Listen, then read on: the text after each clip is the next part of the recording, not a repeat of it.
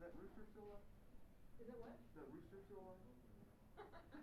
There's a different one every couple months. Really? Are you talking about the summer? Yeah. Yeah. I haven't seen one when it got super cold. Yeah.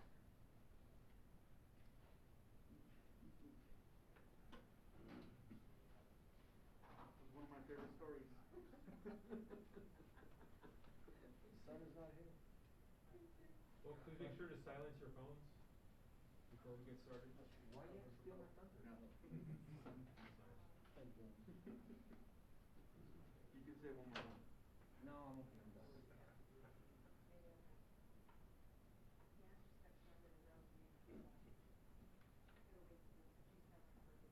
here we go.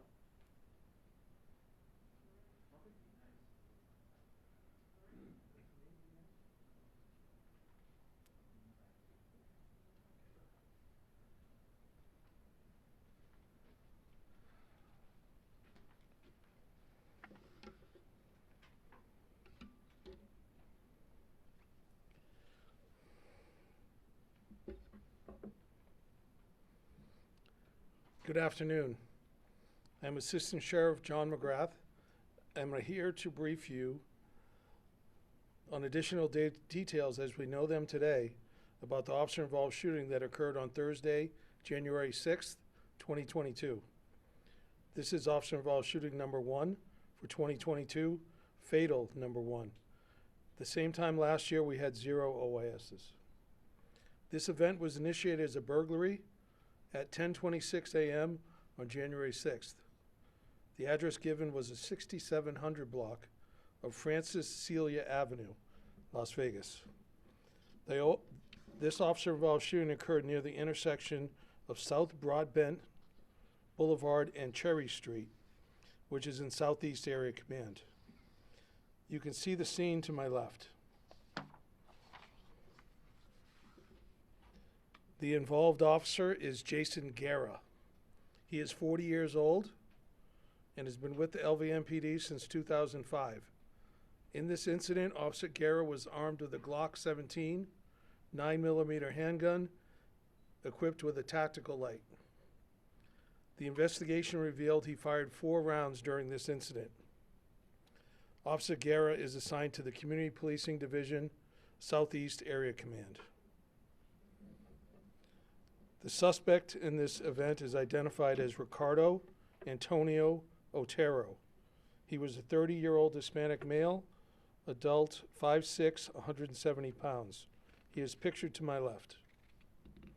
In this incident, Otero was armed with a large, fixed-blade hunting-style knife.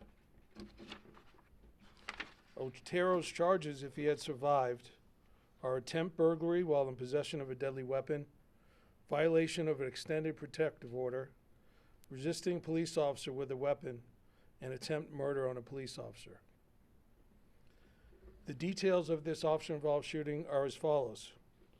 On Thursday, January 6, 2022, the LVMPD Dispatch Center received a call from a citizen reporting an in-progress burglary in the 6700 block of Francis Celia Avenue. The caller stated that his son, Ricardo Antonio Otero, was armed with a knife and was attempting to break into the house. Dispatch was advised that Otero was last seen walking out of the area, and his description was provided to officers. Due to the fact that Otero was reportedly armed with a knife, the call was classified as a STAR protocol de-escalation. The criteria for STAR protocol de-escalation is as follows. There is credible information that the subject is armed with a firearm or other dangerous weapon and is using it in a manner that can cause death or serious bodily injury.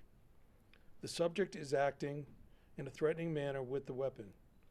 This does not include open carry subjects or pocket knives. This designation means that 3 officers and a supervisor will be assigned to the call in an attempt to de-escalate a volatile situation. As officers were en route to this call, they requested medical personnel to stage nearby. Arriving patrol officers spotted Otero on the sidewalk near the intersection of Broadbent Boulevard and Cherry Street. Several patrol officers, including Officer Jason Guerra, conducted a pedestrian stop on Otero. An officer told Otero to step in front of his patrol vehicle, but Otero refused to listen to the officer.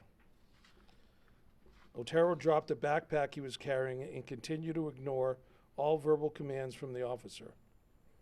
Otero then produced a large hunting-style knife and started running towards Officer Guerra. Officer Guerra began to walk backwards, attempting to create distance from Otero while telling him to drop the knife. Otero refused to drop the knife and continued to close the distance between them. Otero then charged at Officer Guerra while holding the large knife in his hand. Officer Guerra discharged his duty weapon 4 times, striking Otero, causing him to fall to the ground. Otero was transported to Sunrise Hospital by medical personnel, where he succumbed to his injuries. I will now play you the 911 audio and then the body-worn camera from this officer-involved shooting. Emergency calling 17200. I got a metro over here in my house. What's your address?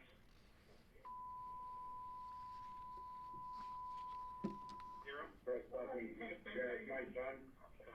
What's the street name? Okay. Huh? Sure. What's the street name? We got a knife. Sure. Hello? Hello? Hello? We got a knife. He's right here inside my house. Okay, sir. What's the street name now? I don't know what street you're on. What's he doing with the knife? He's trying to get inside the house. Oh. We got a knife. Okay, is he threatening anyone with it? Is he threatening anyone with it? Yeah, somebody. He tried to broke into the house. With the knife? This is your son? Yeah, this is my son. He's on drugs.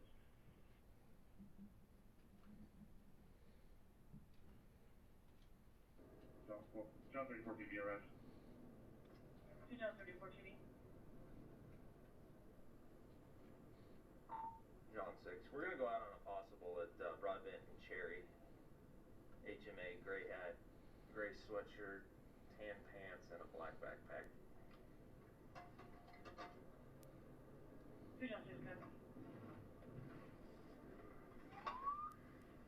Ricardo,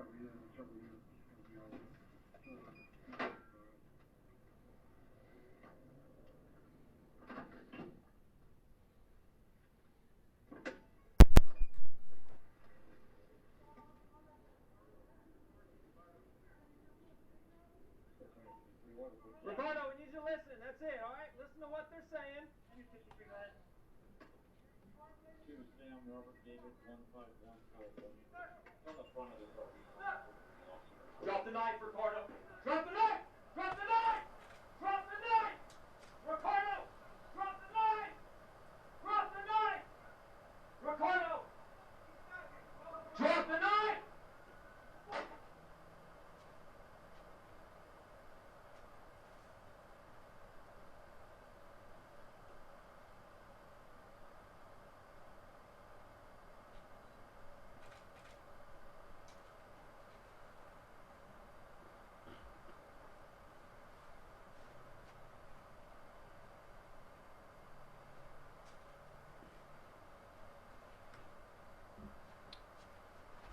This concludes this briefing for the OAS.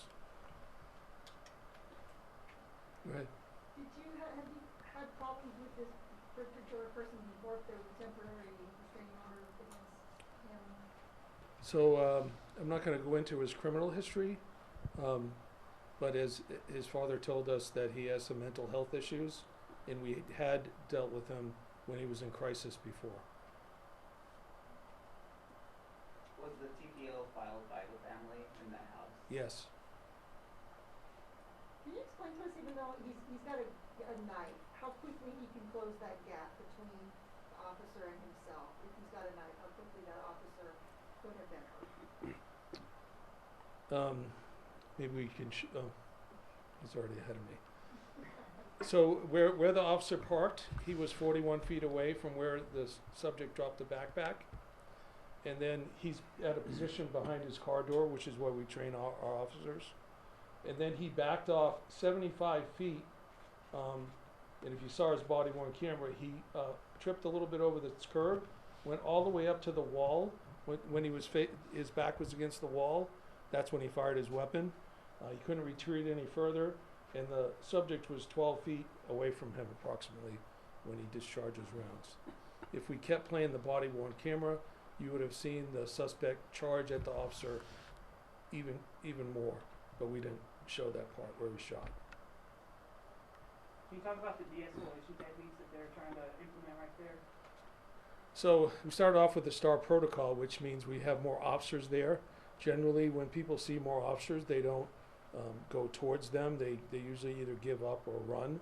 And in this case, the two officers were in the one car, which is not pictured, but it's over here. And he immediately went towards the single officer in this car. So de-escalation means getting officers there. Part of this STAR protocol is getting medical there.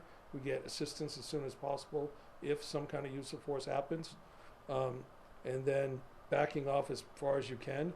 In this case, because the officer was by himself and he didn't have the opportunity to use another tactic other than deadly force, usually we'd try to put an action team together and use less lethal options.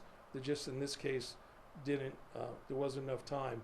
From the time he dropped the backpack until shots were fired was 31 seconds. And we didn't get a sergeant there. That's required on this call, but the sergeant never made it to the call. It was too far away, and it happened too quickly. About how long from the time of the request for police to be out there to the time they arrived, about how long of a time period was that? 12 minutes. And he was threatening his family? Yes, he threatened him in the past and was trying to break into the house with a knife. And it sounded like to me that the dad told him I called the police. And he went through the backyard, jumped the wall onto Broadbent, and that's when we found him.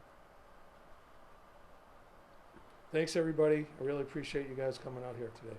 Can we ask about the condition of the two officers from today? Thank you for asking. Really appreciate it. 2 SWAT officers were injured this morning serving a search warrant. One was treated and released. The other one was shot 3 times. He's still in surgery, and I don't have an update, but he is expected to survive. I did see him earlier today, this morning. He is in good spirits. Thank you.